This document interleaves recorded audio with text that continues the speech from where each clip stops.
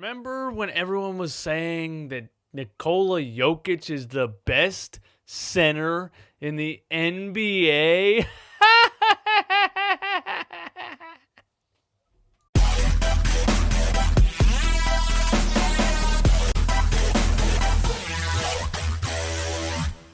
Yeah, like I said, when they were saying Nikola Jokic is the best center in the NBA, they were completely forgetting about defense. And tonight, you saw it once again. The dude is frail, bro. He's got noodle arms. He's got a bird chest. He's soft as baby food, man. His new nickname is Soapstone. Soapstone is the softest mineral on earth.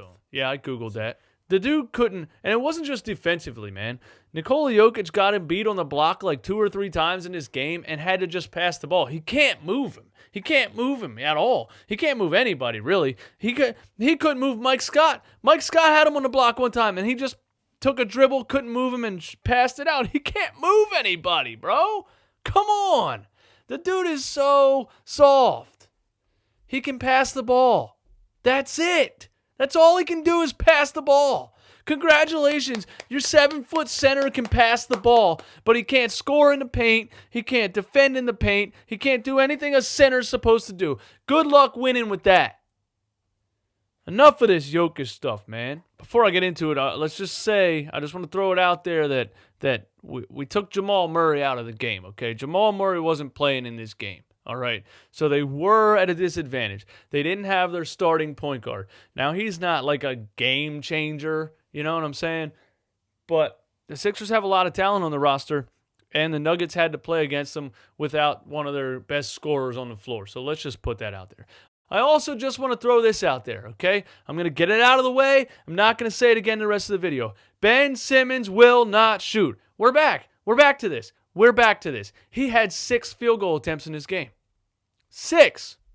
And it's not just, everybody else is moving, everybody else is on fire. Ben's just finding guys, man. He doesn't have to, people that don't really watch the game, that's what they say. Look at his assist numbers, bro. He doesn't have to score if he has 11 assists. No, you didn't watch the game, dude. You didn't watch it. He drove the into the paint so many times and had the ball right at the rim with a smaller, weaker defender on him, and he passes it out. I'm telling you, man. There's one play where he drove in, had Nikola Jokic at the rim, and did a jump 360, tried to kick it back out, and it was a turnover. There's another one where he caught the ball in stride under the rim and tried to do an up and under pass to the baseline, and that was a turnover. He just won't go strong to the rim, and I don't know why. Have you ever seen Ben Simmons try to dunk on somebody? Have you ever seen Ben Simmons try to go through contact to finish a basket? I just don't get it with this guy, man. I love every single thing else about his game, but it's so frustrating to watch him when he plays like this. That's it. Not going to hate on Ben Simmons the rest of this video. That's it. Just throwing it out there. And I know who's going to be in the comments telling me all I do is bash Ben Simmons. Go ahead. Pause the video. Comment it right now. I know it's coming. Go ahead. Nikola Jokic versus Embiid, it's not even close. I already told you about Nikola Jokic, but listen, man, Embiid had the mid-range jumper going. Embiid was putting his shoulder in Jokic's soft chest and just moving him out of the way. I mean, he didn't stand a chance whatsoever, bro. It's just absolutely ridiculous. This is why teams double-team Embiid. Not many players can guard him one-on-one. You understand what I'm saying? Not many. Some, Hassan Whiteside, but not many. Not many in the NBA, especially not Nikola Jokic. And on the other end, Jokic can't move Embiid on the block whatsoever. It's not even close to me. There's no debate here who's the best center in the NBA, man. Come on. I don't even think Jokic is number 2. Is it too late to give Matisse Thybulle a max contract? I mean, come on, man. The guy is so good. He's so good. He had the double pump dunk on somebody. I mean, when we drafted him for defense, we didn't know he'd play offense like this. Come on, man. He had a double pump dunk on somebody's head. He is catching threes and he's shooting 44% from 3 on the season. I just had to tell someone that on Twitter today. He's good at half of the game. Someone that doesn't watch him play that wants to have an opinion on him. He's only good at half of the game. Somebody said that today. Well, clearly you're not paying attention. He's shooting 44% from 3. That's J.J. Redick, better than J.J. Redick numbers, and he's a good defender. Oh, man, he's so good, bro. I'm telling you, give him a max extension right freaking now, man, if you could. Oh, Matisse Thybulle, man. Unbelievable. Speaking of how good Matisse Thybulle is, Brett Brown still obsessed with Korkmaz, still obsessed with Raul Neto. I don't understand it. The Nuggets came back in this game. They came back at the end of the first half, and they came back at the end of the game. And both times, guess what lineup was on the floor? Raul Neto and Furkan Korkmaz. I don't know what Brett Brown's obsession is with these two guys. I don't understand it. Where is Trey Burke?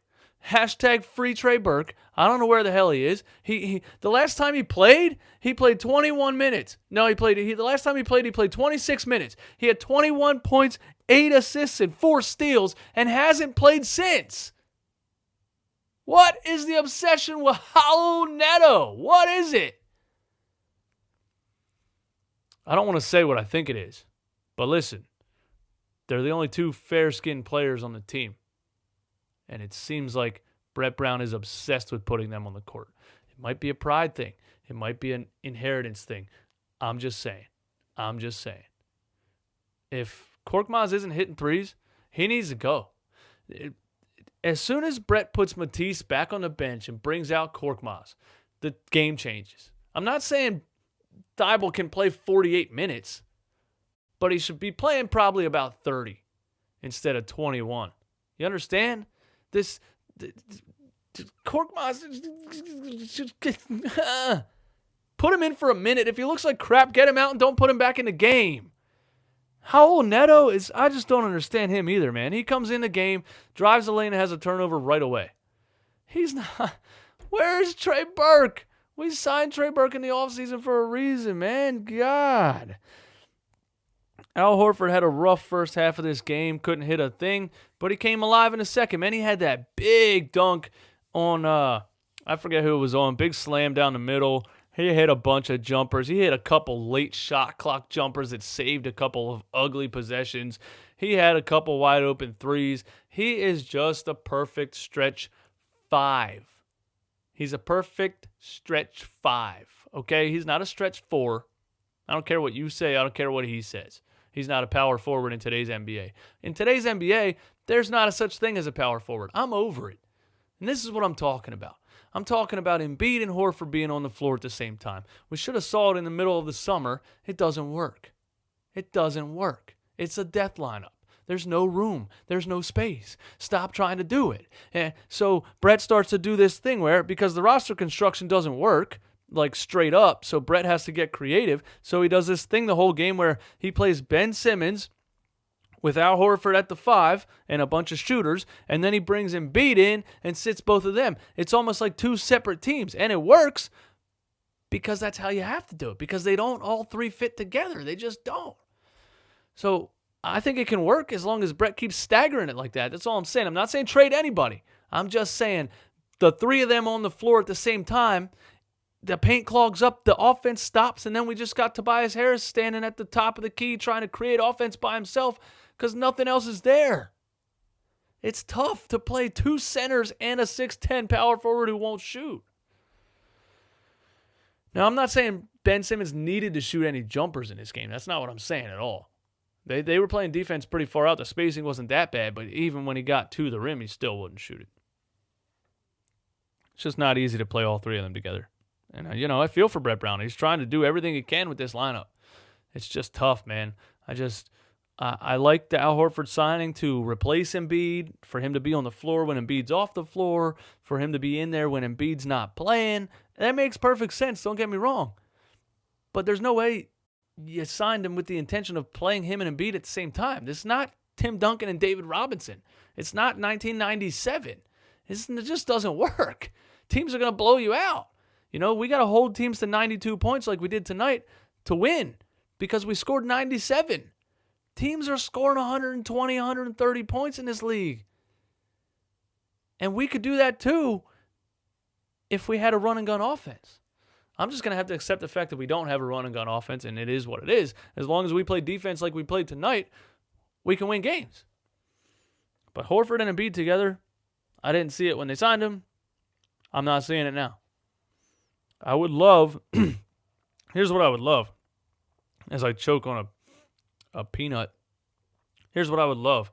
I would love a starting lineup of Ben Simmons, Matisse Thybulle, Tobias Harris, Josh Richardson, and Embiid in the paint. I would love Al Horford coming off the bench. I mean, I just would love that. I would love Embiid to sit, Horford comes in, Horford sits, Embiid comes in. We run Ben with one center and spread the floor all the time. But, who knows if that's going to happen. So, in conclusion, great win. We can still compete with great teams in the NBA. It's a good sign for us. It's a good sign to see that Brett Brown is figuring out lineups here, just like I was just talking about. It's really taking time, but he really has to figure out who to play and when to play them, man. He has to figure out how to stagger it. It's taken a long time, but I feel for the guy, man. He needs time to figure this out. But as long as Brett Brown can figure out those lineups and the matchups and everything, we can beat good teams in this league, and we're still figuring it out. So we're still going to get better, If we're beating good teams right now and we're only going to get better, this could be a championship caliber team. The only question is, who's the closer? It's still the question. Who's the closer? You understand? Is it Ben Simmons? I don't think I want the ball in Ben Simmons' hands in the clutch. I don't think Ben Simmons wants the ball in Ben Simmons' hands in the clutch. Is it Joel Embiid? I don't think I want the ball in Joel Embiid's hands in the clutch. As soon as he gets doubled and puts a dribble up, by the way, Embiid should never dribble more than twice. Every time he does a little behind-the-back dribble or he just dribbles too much, it's a turnover right away. It's automatic. I don't think I want Embiid with the ball in his hands in the clutch. He gets doubled, it's a turnover. So who's the closer? That's the tough part here, man. Do we play good enough defense and win games by 10 or 15 and we don't really need a closer? In the playoffs, it's going to get close. And I don't know who the closer is. I would say that's the only thing that is still up in the air with this team that needs to be resolved for us to be able to win a championship this season is who's the closer. Let me know what you guys think in the comments, man. Who's the closer? What do you think of Jokic versus Embiid? What do you think of Ben Simmons shooting 6 shots in 37 minutes? Let me know everything. Let me know all of your opinions. Don't forget to hit the like button. Hit subscribe if you like talking Philly sports every day if you're not subscribed to this channel yet. Hit the notification button if you want to join the notification gang. Thanks for watching. Peace.